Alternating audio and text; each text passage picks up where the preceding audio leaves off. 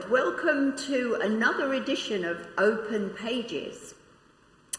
And now the interviewer is going to be interviewed. So I'm delighted to welcome John Logan, who you probably all know and have seen interviewing other members of Bell Road Church. So tonight, my name's Barbara. I'm going to interview John. This is going to be tough. Yep. So let me ask you, are you well, John? I am very well, thank you. Yes, very well indeed. And enjoying your very quiet retirement. But maybe we'll come on to that. Right, okay. Enjoying, yes, definitely. Good. Definitely, yeah. But maybe we start at the beginning and you tell us a little bit about your childhood and growing up. Okay, yeah. I was born in Scotland, just across the border. My father was Scottish and was born on the island of the Isle of Stroh. Well, it isn't an island, but it's off one of the ends of the west of Scotland. And he worked in what was then Windscale, the nuclear plant. And so we were living in that area, and the nearest hospital was in Dumfries. So I was born there. We lived in England at the time, but I still had a Scottish birth certificate. So come the independence, I've got room to go both directions. When I was 1, my father got a job at the Llanwern Steelworks in Newport in South Wales. And so we moved to a place called Cwmbran, which at that time was a brand new town. It was the end of the 1950s, the early 1960s, and it was a whole new era for that sort of area. And my childhood was a happy childhood. We had a lovely green outside that we used to play with friends, and we used to go, and there was a nice park across the road. There was plenty to do for children. And very, very happy childhood. And I think probably as a younger child, I just enjoyed life. Life went along with me, as you often do when you're a child. As a teenager, it was good. My teenage years were good, but it was also got more difficult. When I was 15, my father died suddenly, a heart attack, and that knocked me for 6, knocked the whole family for 6. But I felt like I had to grow up quickly. In those days, you were treated like you were the man of the house, and you had to grow up for everybody else, was the way it was always put. I'm not always sure that's the case, and sometimes I think probably more time for grieving would have been better. But so my sister and I and my mum lived at home, and my sister moved out, got married, and so it was me and my mum. And it was good. We had a good time. I wouldn't like to say my life was hard. It wasn't. But, it was good. As an 11-year-old, I ended up going to a school in Pontypool, a boys' grammar school. I wasn't the most studious of them all. I was also quite a shy and quiet boy, and I have to say at times was quite badly bullied. And I think it's probably what's given me my passion to never let the underdog lose and never let the bullies win wherever they are. And so that was childhood. I had some good friends. I remember one long, very hot summer going out and spending time with some friends from school and some friends from church, and just enjoying life that way. Good, thank you. So tell us about church and about maybe your growing up in faith. Right. I was baptised in Black Hill Presbyterian Church, as it was then, in Concert in County Durham, which is where my mum and dad met and where my mum's side of the family were all from. But that was it. We didn't go to church. My mum and dad didn't go to church. It wasn't expected to do that. And I remember being told afterwards that my mum attempted to send my sister and I. My sister's 3 years older than me, to church. So she was sent to look after me and take me there. I apparently screamed the church down, refused to go, and she refused to take me ever again. That wasn't going to happen. And when I was a bit older, when I was probably about 8 or 9, I would think it would be, I can still distinctively remember the cupboard on the landing at home, and in the cupboard was one of those old colour cartoon type Bible stories for children. There was a classic one that you probably recognise if you've seen it. And I remember reading this and thinking, I really want to know more of this. So I went downstairs. What prompted me to do it, I don't know, but I can give a good guess. Went downstairs and I said to my mum, I'd quite like to go to Sunday school. And you know those kind of coincidences, they're not always coincidences, but the lady next door happened to be the Methodist Sunday school superintendent, and she willingly took me along to Sunday school. And in those days there were big wooden trestle tables, and probably over 100 of us in Sunday school in the hall every Sunday morning, and I used to go along to that. And time came when we got a bit too old for Sunday school, and there were a group of us that needed to move on to something else, and just happened that the right people were there to start a young people's group, a young people's fellowship group, which met on a Sunday night. And that's where I built my strong bonds of friendship, and got to know people who I still keep up with to this day and age. And I think that's where I found faith, if you like, as a teenager. We used to go out and do things. We had some good friends of adults who led us as a group, but also really nurtured us and cared for us and knew about having fun, and actually what's the fun of being a Christian as well that's there.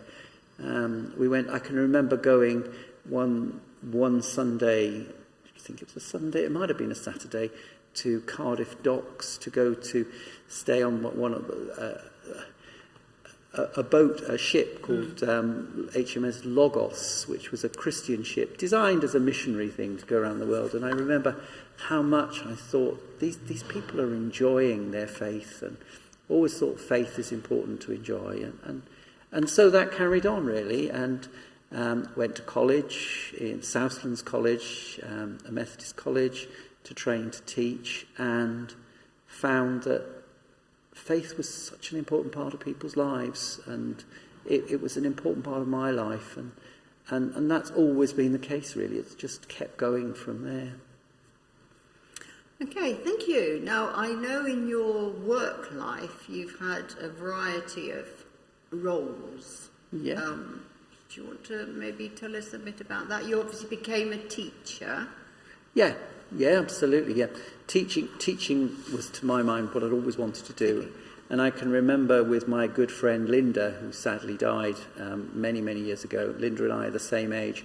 We used to go around to her house, and her 3 siblings used to have to suffer us pretending to teach them in their garden shed.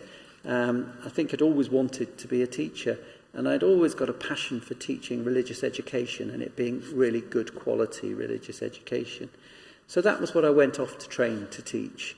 And I began teaching in secondary schools, teaching religious education in secondary schools, in a variety of places in West London and this sort of area. And eventually, after about 10 years of that, I saw the opportunity to go into advisory work, and there was a job that came up in Hounslow here to be an advisory teacher for RE, which was great, which I absolutely loved. And I went and I got to go into so many schools to do different work with teachers and help them learn how to teach RE to children in a better and more effective way.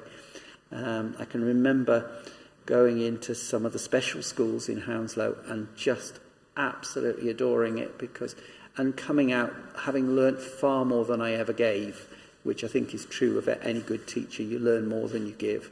And I remember going into primary schools and just loving the enthusiasm of the children and the excitement for everything going on. And that's where I kind of moved on. That job Times were hard and advisory teachers were disappearing. Money was tight. Nothing much has changed on that front. And I got a job in Southampton in a Catholic college, which was equally as fascinating. For 2 years I commuted to Southampton and taught religious education in a theology department, a Catholic theology department. I'm sure I won't get anybody into trouble, but I can always remember saying, I'd love to know what is so special about teaching in a Catholic school. So I said to the head of department, a nun, I said, could I go and sit in on the Catholic Teacher's Certificate course? And I remember there was a little giggle and a wry smile, and I was given my timetable and found that I was teaching the Catholic Teacher's Certificate, which was probably not the best good Orthodox Catholic teaching that they got, but it was enjoyable. And then a post came up at Brunel, which was 10 minutes walk instead of an hour and a half of driving, and so I went to work there at the National RE Centre there, and that was great. For 4 years I worked very hard at building sort of RE networks across the country, developing things locally, but also some national things as well, and that was great. And all of that seemed to be, that's where I was going. And sometimes you think you've got your path mapped out, a career in that. I might do more advisory work, I might go into local authorities and work that way, I might go into university work. There were all sorts of options and opportunities. And somehow the calling was to do something very different. And I found myself as a head of a primary school in central London, in inner London, next to Wormwood Scrubs. It was really salubrious. And it was a real culture shift. But I knew that I'd got the roots of loving working with children, loving working with people. And it was what got me through that. It was a real mixture of people. It was a mixture of people. You've got parents who absolutely love their kids, salt of the earth, no fuss, no bother. If they didn't like what you were doing, they would tell you. In fact, they would probably shout at you, scream at you, and all sorts of things. But there was something very special about it. And again, I was there for 3 years doing that job. It was a good learning curve for me. I learned how to deal with some children with such challenging circumstances that their behaviour was just unacceptable completely. Chairs thrown, doors slammed, that sort of thing. And then I was fortunate that an opportunity came up nearby in Teddington to work in a church school. So I went for this and looked at the job and applied for it, and I was there for 18 years and had 18 years, yeah, wow. Until I retired last summer. So yeah, that's where my career's been. I'm never sure whether I call it a career or a vocation, because I think it's more of a vocation, really. I think maybe teaching is a vocation. Yeah, it is, yeah. You don't do it for the pay anyway. So tell me, John, so where did you meet Margaret on the way? Well, Margaret, Margaret. I met Margaret in college at Southland. She too was training to teach, some 40-odd years ago.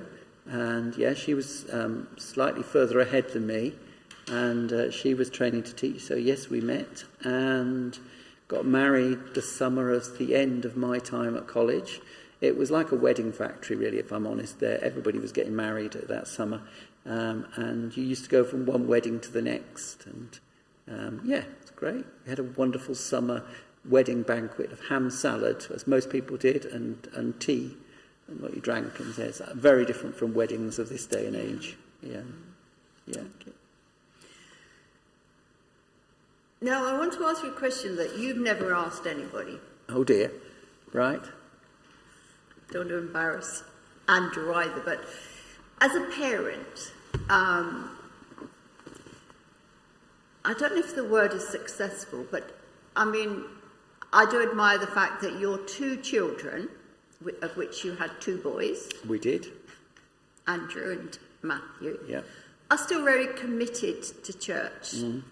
And they've gone through Sunday school, etc., and they're still with us, having been away to do things. Is there, what advice can you give? Because what is the secret of keeping your children committed to the church, or or at least keeping their faith, because I know there are many of us who haven't managed that, and it's a great sorrow. And you think, well, there are people who have managed it. So, I mean, probably there is no great secret, but I mean, do you have anything you could maybe give somebody who's getting to that, a parent who's getting to that stage where, you know, maybe there's, or maybe your boys never went through that stage? You'd have to ask them that. I think would. Maybe when another time. Interview. Another time, another yes. Interview.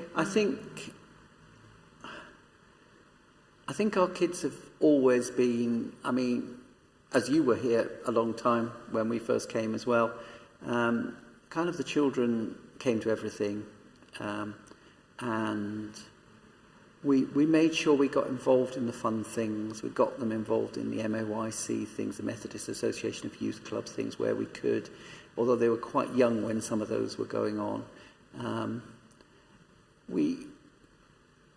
We try to keep it fun and interesting. I don't think, as a parent, you can push your children into faith. I think they will find the path that they want to. And if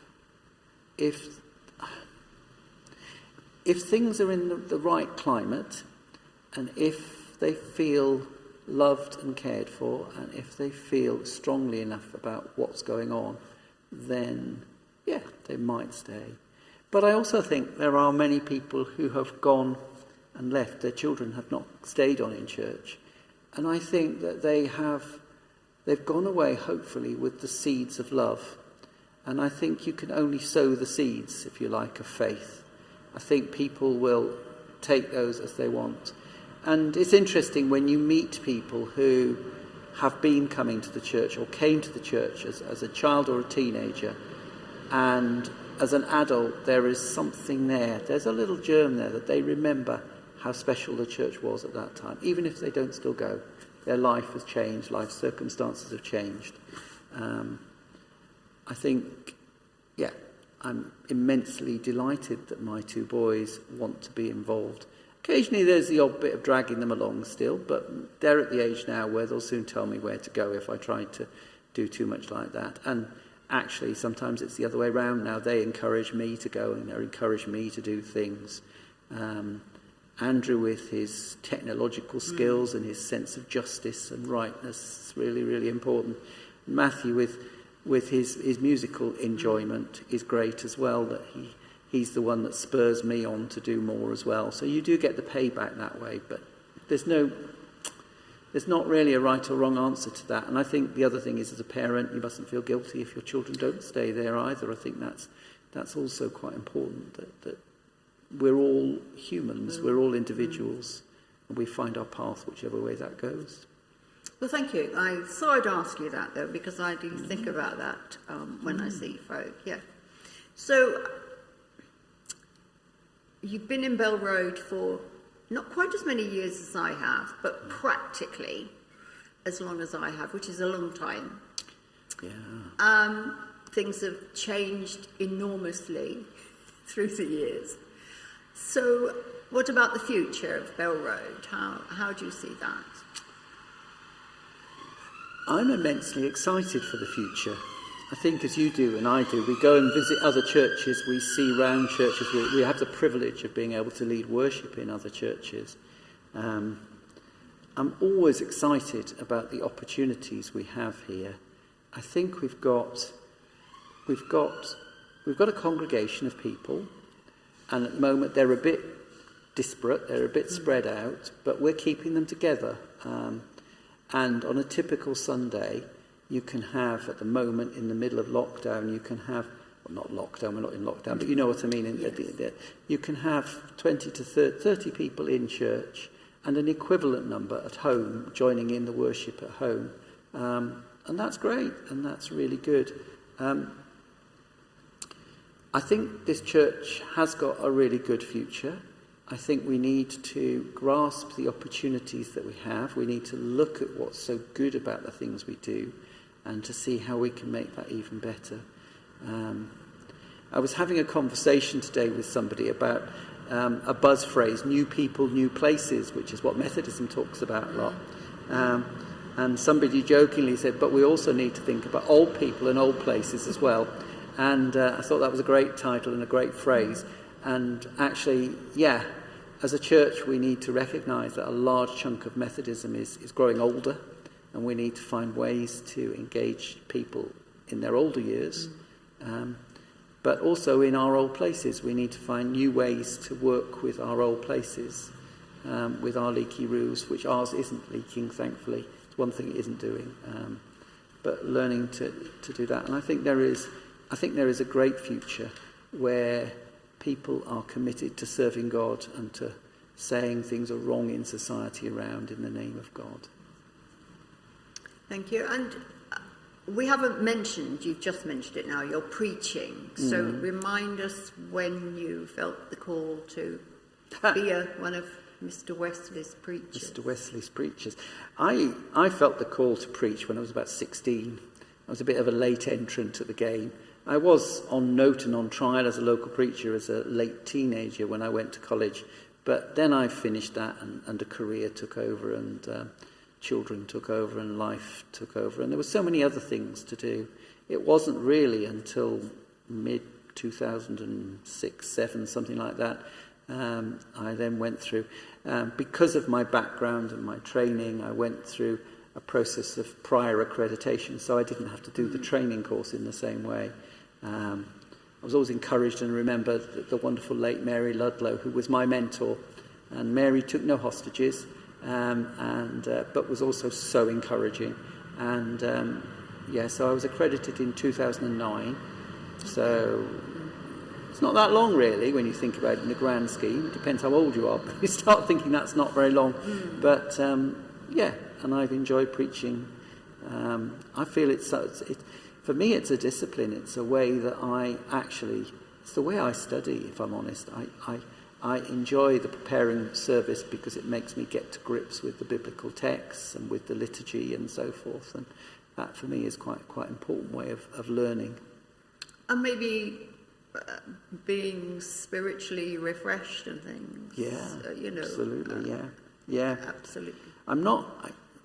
Do I confess to the world I'm not a great listener? Margaret tells it me all the time, but I'm not a great listener. And I have to really be able to concentrate to listen very well to other people. But I love reading, and I love reading, and I can pull a theology book off the shelf and read it for ages, and I can read a biblical passage and try and understand and grapple with it for ages. And for me, that's my way of developing my own personal understanding of the Bible and of faith. Okay. Now, I did hear you ask somebody about their favourite hymn. Which is actually really difficult, but if you could only choose one. On my desert island. I could only choose one. I haven't thought about this one. Serves me right, doesn't it? I suppose the one that carries me very often, and I love listening to, and I love singing, is the Lord's My Shepherd, the Stuart Townend hymn version. I think I love melody, I love tunes, and it's got a very special tune. And it's such simple words in there as well. It's not just the psalm, which is obviously one of the most famous psalms, but those words, and I will trust in you alone, for your endless mercy follows me. I think those words are, for me, very, very important. I think it's because I can remember that endless mercy following me, even when times are tough. And I've had some tough times, as everybody has. And I can remember when my mum died. I was only 21. I was on teaching practice, so I was quite young still. I mean, that seems old to some, but to me that's young. And I remember those words and some other words striking me about the words of Corrie ten Boom, the Christian who always talked about her time in Auschwitz and how she said, "No pit is too deep that God is not deeper." And that phrase has always carried me, and those two things kind of go in tandem for me. That that sense in which, however rough things get, God is always there, and his endless mercy follows us. Okay, last question. You know it's what it's going to be, and it is. John, we'd like to hear what resurrection means for you. Oh, the resurrection. I think we live in a time where hopelessness is the public discourse, if you like.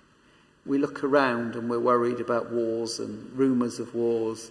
We're worried about plague and poverty and injustice and hatred and racial tension.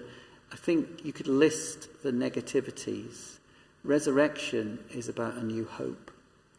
And it's what Christians bring to the table. They bring a new hope that through God and through Jesus. And I think that's exciting that we can bring that new hope and say to people, there is a way forward, there is a chance. And again, no pit is too deep, that God is not deeper. Thank you very much, John.